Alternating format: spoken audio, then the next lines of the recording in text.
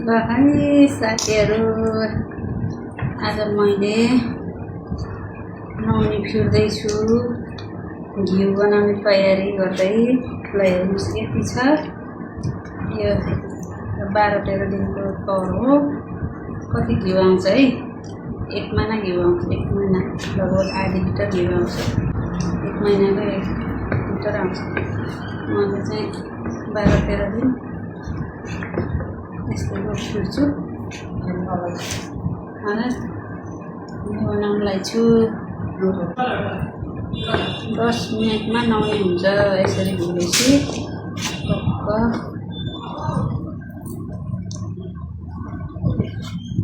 घरमै दुध पनि खान पाइने, 1 लिटर 1.5 लिटर दुध ल्याएपछि दही पनि खान पाइने, घरको ताजा मिठो घिउ पनि खान पाइने। तपाईँहरूले तर्जमा गर्नु छ किन? मैले त जम्मा गर्छु, अल्छी नगरिकन। मिठो लाग्छ घरको घिउ। 2 मिनटमा रेडी हुन्छ।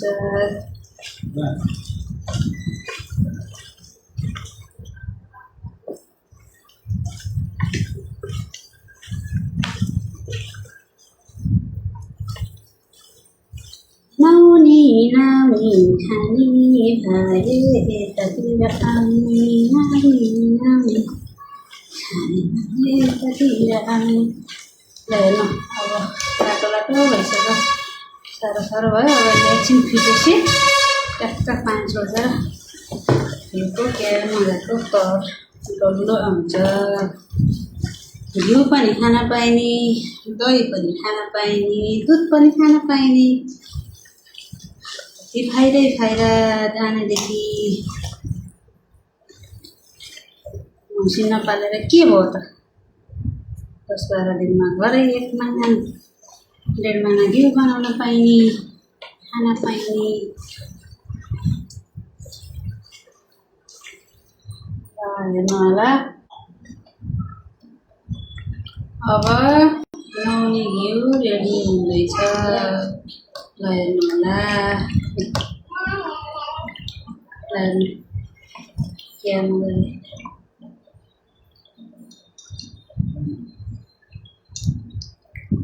देख्नुभयो? अझै छ,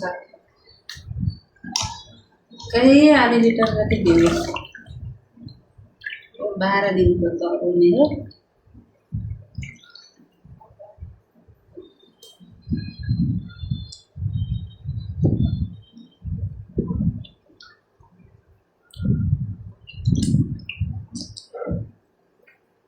मिठो गाउँ घिउ पौधालेर बन्छ घिउ मिठो ताजा सफा आफ्नो घरको।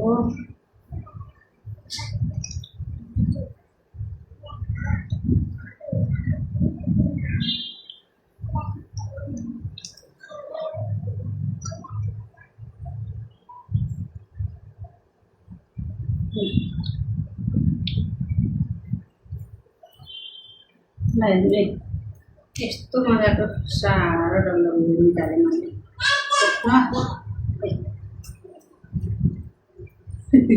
कस्तो मिठो लाग्यो। अब ट्याक्क हेऱ्यो। अब मैले इन्डक्सनमा घिउ नुहाउने बगानमा बसालिसकेँ। अब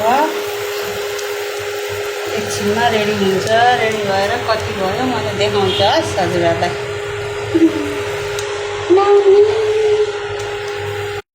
ल हेर्नु, अब नुहाउने थियो, तरबाट नुहाउनेबाटै मिठो घिउ रेडी हुँदैछ।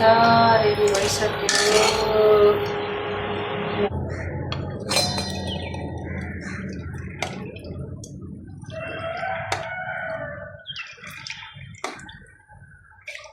तो मिठो बास्ना आयो।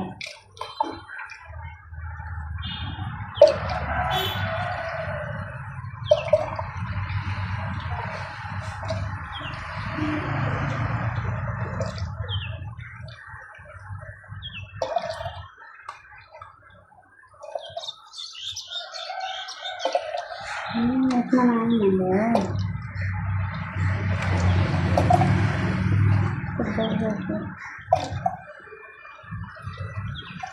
मिठो वासना होइन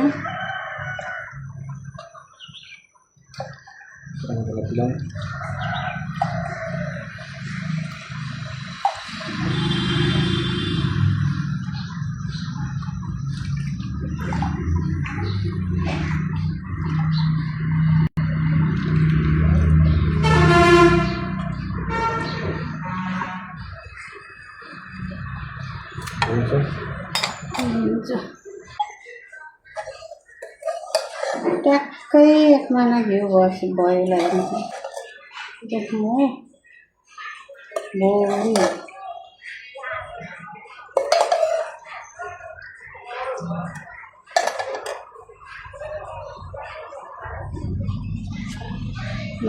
एक माना घिउ भयो एक माना ट्याक्कै भोरी भयो एक माने अङ्खारामा ट्याक्कै एक माना घिउ भयो फेरि 12-13 दिनमा फेरि एक माना घिउ हुन्छ हेलो बाई सबैजनालाई आज नहुने बनाएको भिडियो हाल्दैछु मैले